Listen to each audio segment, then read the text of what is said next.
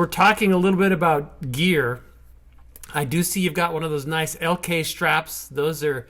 Yeah, I got a couple of those. You got to have a wide strap. How much does that bass weigh, more or less? This one is pretty light because I can't play heavier basses because you back. Herniated disc. Yes. So I would say that bass, I would say between 8 and 10 pounds. Wow, that's impressive because it's got a lovely, slender kind of curve to it, and I'm sure but it is a single cut, so you start going, okay, is there more weight there? No, I don't feel that at all. Nice. No, nice. I don't feel it at all. It feels great when I play it. It doesn't mess with my back. I do know it cuts very well, and I think it's a phenomenal instrument. As a extended range player, the thing is with those kind of basses, any of the extended range basses, I think, again, it's like when you come up with an instrument and you're the first guy, along with Bill Conklin and Bill Bartolini and myself, other builders just build random instruments, just random. They don't really know the details. They don't do the research and that sort of thing. So I know that with Bill Conklin, when we developed the 9-string, I had a lot of people said, you can't reproduce a low F sharp. I said, oh, you think I can't? You see, I'm an engineer. So this will be the first time I said this on all my interviews. What happened when I was signed with the, Westheimer, Jack Westheimer, and those people at Westheimer Corporation, Conklin had a venture together with Court. They flew me out to San Francisco to spend a few days with Bill Bartolini. So we were like 2 3-year-olds. We sat on the floor with wires, capacitors. I mean, we were just in the middle of a whole bunch of junk for most people, but Bill knew exactly what he was doing. He had a scope. I said, Bill, let's detune a bass down to a low F sharp. Now, this is a B, basically, from what I remember. And I want to get the frequency from a parametric. I said, when I turn this thing, the frequency and the room starts to shake and rattle, that's the low F sharp. So we did it. We found the frequency around 22 hertz. And he said, I'm gonna put this in your bass, in your electronics. I said, can you do that? He said, yes, it's gonna be a push-pull knob. And you'll have 2 trim pots, one for volume and one for the frequency of a low B, the actual frequency, and the actual frequency of the low F sharp. So he did that, and we proved everybody wrong because that note was not supposed to be audible. That's the first time in history that a note of a low F sharp was audible. And that's part of the reason why I got the Believe in Music Award, because that wasn't supposed to be possible. It wasn't supposed to be possible at all.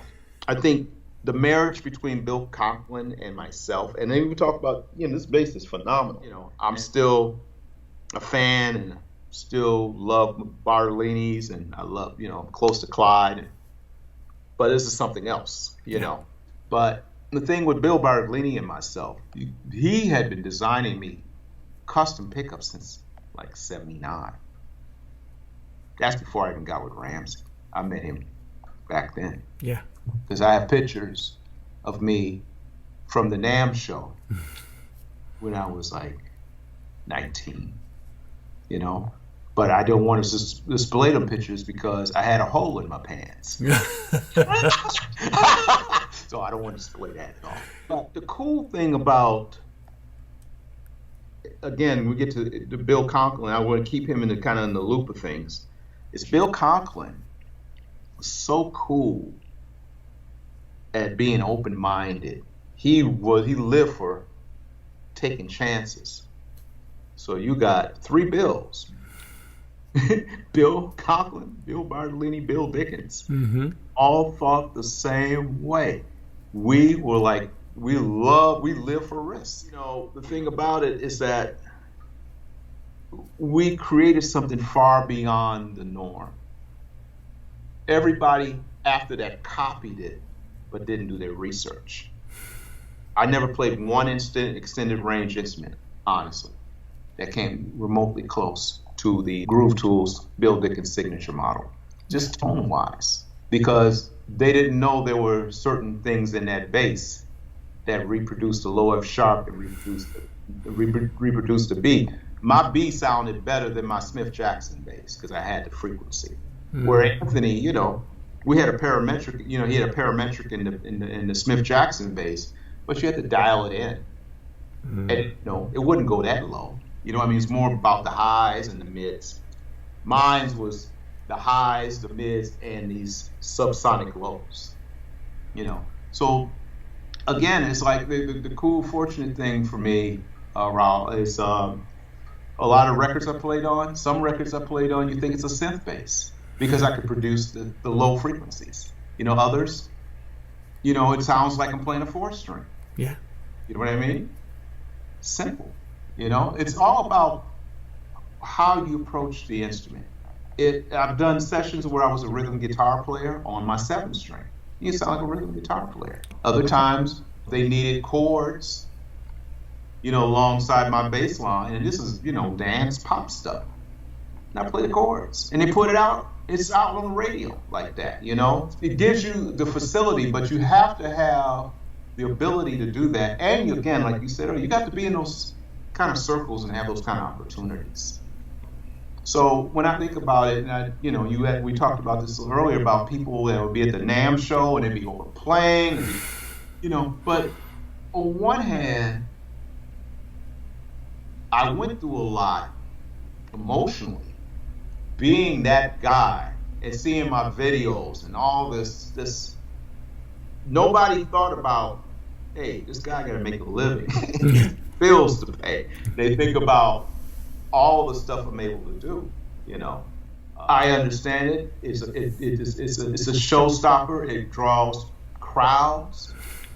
But if I'm sitting there just playing a nice groove and playing a song, nobody comes. Yeah. Nobody shows up. It's sad. I grew up on songs that make me dance. Mm-hmm. I was a baby. My mother told me when I was old enough, she took me to see James Brown. And James Brown did that loud scream, and I screamed as a baby, right? It was natural, right? And I would like jump out of my mother's lap, and I'd be dancing through the aisle. She had to go run and chase me down. One small thing I will mention to you, because it's just too much, but I saw Stevie Wonder more than once. So, being a drummer, I saw Stevie Wonder, in the show he did, him and the drummer would do a drum solo together. He brought a drum set out for Stevie would do the drum solo. I memorized that whole solo. So when I played with Stevie Wonder, and we were on this private jet together, we were doing the Barack Obama campaign in Indianapolis. We played for about 30,000 people, just 3 people. Yeah, but now you put me in that situation again where my 7-string sticks out. You see what I'm saying? Mm-hmm. In those situations, like, iconic situations, man. But I told Stevie, I said, we're on a plane together. And I said, hey, man, as a little child, man, I saw you do your drum solo. I know your drum solo from top to bottom. And he said, you know my whole solo? I said, I know the solo. Whole solo. And it was remarkable that I would see some of those people on stage and ended up either playing with them or meeting them and telling them my story. It's just some heavy, heavy stuff. People keep saying, write a book. I said, it has to be books. I can't put it all in one book. I mean, when we talk about, like, even Jaco Pastorius. So, long story short. So, I did a demonstration it was Kramer Guitars, and they made a video. It was myself and Keith Richards and some other people on there. So a friend of mine, Bob Davis, and there's 2 situations. I'll make this very quick. Bob Davis was working for Kramer, the owner of the company, where they were doing this campaign thing with Eddie Van Halen, Gene Simmons, and somebody else super famous. So Eddie was there at the building, and the president of the company said, "You want to meet Eddie Van Halen?" He said, "Yeah." And so he takes him in this room, and Eddie's watching a video of me. And he turns around to Bob. He says, "Are you from Chicago?" He said, "Yeah, I'm from Chicago." He said, "Who the F is Bill Dickens?" So, fast forward, Larry Harkey, Ron Lorman told me the story of them going to some party, and there was a lot of people there, so some stars there and so forth. So while they were at the party, they heard all this noise upstairs. And so I think it was Ron or one of them went upstairs. And I did this video. I actually did this clinic with Jaco Pastorius, Daryl Jones, Jerry Peake, remember him? And myself at the Jazz Center in New York. So somebody filmed that. And we've never been able to recover the film. I want to get the film because I want to show the world, my performance with Jaco Pastorius. So they open up the door. It's Eddie Van Halen and Rod Stewart. And they're watching me play with Jaco. And Eddie's saying, "Bill Dickens is killing this dude. He's killing him." I was like, he really said that? Wow. So fast forward again, Van Halen came to Chicago and did a concert here. Mm-hmm. I did Michael Anthony because I used to endorse Ampeg. So I told my friend Tristan, I said, "Hey man, I would love to go out and check out Van Halen," because he was very good friends with Eddie, and he was going to the show and asked me if I wanted to go. I said, "Yeah, I would love to go." So he told the staff, and it got back to Eddie. So Eddie gave me, I still have my VIP pass. I could go anywhere. Anywhere on stage, I could go backstage, I could go anywhere I want. So I went to see the show. Of course, it was phenomenal. But the thing I was very fortunate to be able to do was go back and see all Eddie's gear set up. And he had drawers and drawers and drawers of MXRs. How can he be using all these MXRs and not getting any noise on stage? And then he had those 5150 amps. The tubes were like this. Yeah. Never seen tubes this big. And there was no grill or nothing on them. There were 5, 6, 7, 8 in a row, and it was 30 space racks, 4 or 5 of them. But he only had 2 speakers on stage.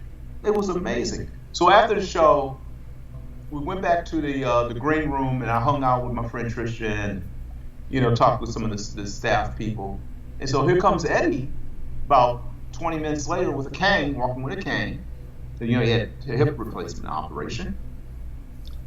I introduced myself. I said, "I'm Bill Dickens." He says, "I know all about you. I have all your articles. I have everything on you." There goes my eyes again. There you go.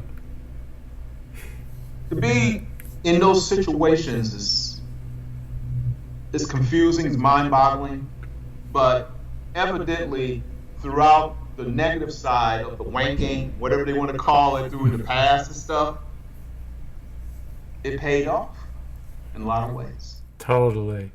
Well, and I'm sure we could spend hours and hours because you've got so many great stories to share, Bill. What I do want to make sure we touch the future, because there's so much that's happened in the past, but what plans do you have? I understand you're working on a new album. Yes, I am working. I've been working towards this for a minute. I mean, because, my first album came out and it was received well. It was a shock to some people because it said it's not a bass album. I said, no. I did an album like a Quincy. I produced, brought some people on, brought Mike Gordon from Fish, the girl I wrote the #1 hit for, Sean Christopher, other people, and I did arrangements. I was showing my way as a composer, conductor, writer, strings. There was more or less, it was very open, you know what I mean? And we recorded the album, at Steve Albini's studio. He was one of my engineers. Steve Albini is like the Quincy Jones of grunge music, you know, and we used tape. Matter of fact, we used reels that were like this, like huge. And Steve brought these reels in. I said, why are you bringing these reels in? Like, you know, he said, because I know you guys are jamming.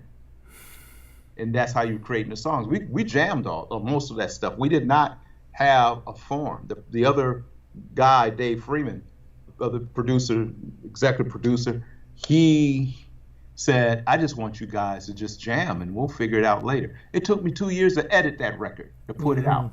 You know, I am working on a new record. Right now I have 30 songs. I'm also coming out for the first time as a singer, vocalist, that sort of thing as well, because it's I've done everything I wanted to do. I've been nominated. I've been you know, it's been wonderful. That side of it's been wonderful. Certain people say, you gotta sing. I said, okay, I'll do it. So I'm gonna come out with a couple vocal songs that I'm just singing. The other stuff, you know, I'm kind of fishing around. I'm doing a song dedicated to Stevie Wonder, Herbie Hancock, called Stevie Meets Herbie. You know, go figure. If I can get them both on the record, yeah, that would be wonderful. It's already recorded. It's already arranged. You just need them to kind of come in and play the tops on it. So Stevie, you're on my Facebook. Herbie, you're on my Facebook. Get in touch with me. I would love to get you on this track. So, but anyway, you know, I'm working on that. And then my cousin, Marshall Jefferson, is the king. I'm saying it now, the king of house music. He and another guy I work with, Byron Stingley, from a group called 10 City. And I wrote for them and, of course, played on their records. They were nominated for a Grammy this year. So my cousin Marshall was nominated for a Grammy this year. So they're both coming out with new records, and we've been kind of going back and forth, like with Marshall and myself. And, you know, he wants me to work on those. And then another friend of mine, Kevin Moody, is working on a reggae project, and we're working, and I have to get my phone out so I can tell you who this is. We're working with the keyboard player from the Wildflowers. And so he's on the record as well, Jimmy Wallace, who also works with Jewel. So he's doing the record. So that, and then I was Jim is running around here. I had to guess he even ran out the room. We did the album with Chris Poland from Megadeth. And we had Rhymefest as a guest on the record, who was an Oscar winner and a Grammy winner. He wrote Jesus Walk with Kanye West and wrote probably most of the songs on the record, but he won an Oscar and won a Grammy. And so we're working on that. You know, just working on new things at this point to expand myself even further as a musician, as a writer. First, you know, I've got my plate full. I got 3 albums in a row I got to do, you know, that I'm writing for, that I'm playing for, and my own record as well. So I got a lot on my plate right now. Yep. Well, busy is good. And I'm sure if people want to know more about what you're up to, I'm sure if they've watched this, they're going to be going, hey, let me see if I can find out more. So they should go to billthebuddha.dickens.com, right? That's right. Absolutely. And one more thing I want to place out there is that there's a video out there, and I sent it to you already, of me playing with John Baptiste, who won Best Song of the Year, and also won an Oscar, and also Questlove, who also won an Oscar and won also a Grammy for the film that he did that was the lost tapes of a concert before Woodstock. So that is super high profile now for me. And of course, I do have to mention the guy that I love him like a big brother, you know, and it's Leo Nocentelli from the Meters. We've done tons of stuff together with Bernie Worrell and Fred Wesley, who did a record that hopefully will come out pretty soon. I don't know. Leo right now has got a record out of kind of like folk rock kind of stuff of originals, and it never was finished because the masters got lost in Hurricane Katrina, and was recovered by somebody. Somebody found the masters at a flea market. Wow. And some record company put it out. Nothing cleaned up. There's been no punch-ins or nothing. The record is sold off the charts. It's been nominated for a big award, and I'm very proud of Leo. And I've worked with all of the meters, and I'll say that not all four of them, but all four of them in separate situations, and there's videos on that as well. There's a video of me playing. You have it with me and Dr. John and the Nevilles and three of the meters. Big Sam.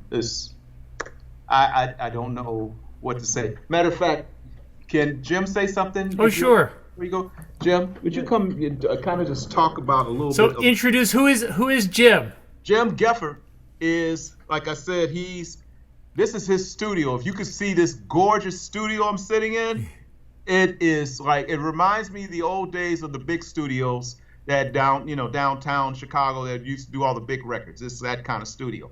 He's also the producer of the Chris Poland album. So he could tell you a little bit more about it. I'm so grateful to you for letting me have this platform, this chance to do this. Thank you so much. Sure. But he can just give you a little insight on that record, because that record is so incredible.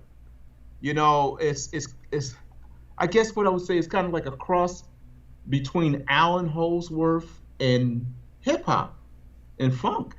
Yeah, I mean, there's a lot of stuff there. There's a lot of stuff going on there. A cool way to characterize it. Yeah, I mean, and Jim was really super instrumental in really keeping us all together. I mean, he really kept us focused.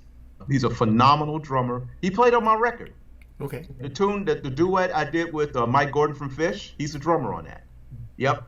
He's one of my best friends as well, and an inspiration to me. But yeah, I just wanted him to say a little bit about the Chris Poland album, if you don't mind. Sure. Okay. Go ahead, Jim, please. It was fun to make. It sounds like Chris. Chris is still really happy with it, which is a huge win. It was a lot of work. Billy was a huge part of it. It's the second record I did with Chris, and I decided to do it differently and kind of put a band together that I knew would not only bring out the best in Chris, but be able to go in some different directions, because I sensed that the kind of stuff that he was wanting to do could be more than just a fusion record, which, Chris has been doing pretty heavy fusion for a long time. And so you bringing in Billy was the first big piece of that, because Billy can do anything, as you know. And he hadn't met Chris before, and I suspected that they would sound great together, and of course they did. And Billy's experience in playing with Leo and some of the other guitar players that he's played with, I thought would be really helpful in getting the most out of Chris that we could, and it was. So I was real grateful that Billy was into doing it. Yeah, Chris and I are kind of starting to plan his next record with Billy, of course. And it's cool. I think that his new stuff might stray even further from fusion. And I talked him into revisiting a Megadeth song, which it's the first time in all the years I've been working with Chris that he even would consider it, and doing it with a rapper as well.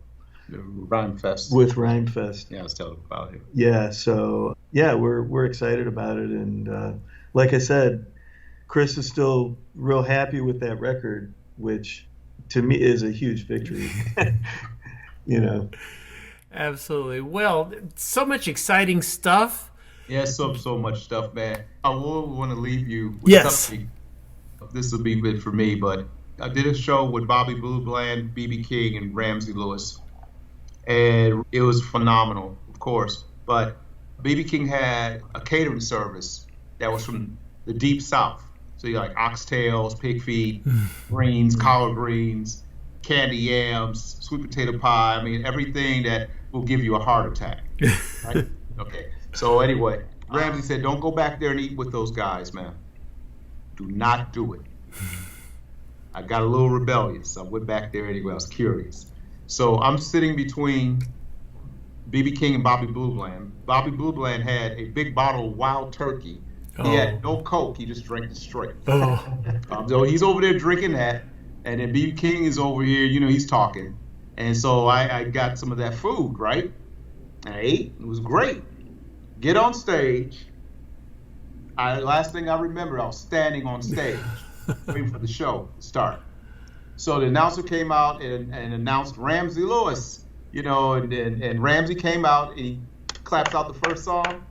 It's just piano and drums. Oh, no. So there's no bass. So while they try to get it together, Ramsey's looking over at me, something was wrong, right? So they put the spotlight on me, and my head was back like this. I was...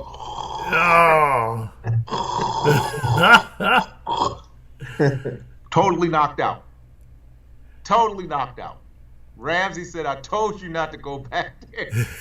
But I have to leave you with that story. It's many other stories, but that one was one of the highlights. Excellent. Well, gentlemen, again, thank you for taking the time, to both of you, Jim, for having us in your studio, sharing, Bill, for telling so many wonderful stories. Folks, make sure you stay on top of BillTheBuddhaDickens.com so you can know what's coming down the pike, because there's a whole lot more that we can look forward to. You've seen all of this on Bass Musician Magazine. Thank you. Thank you. You're the best, man. Thank you. We'll talk soon. All right.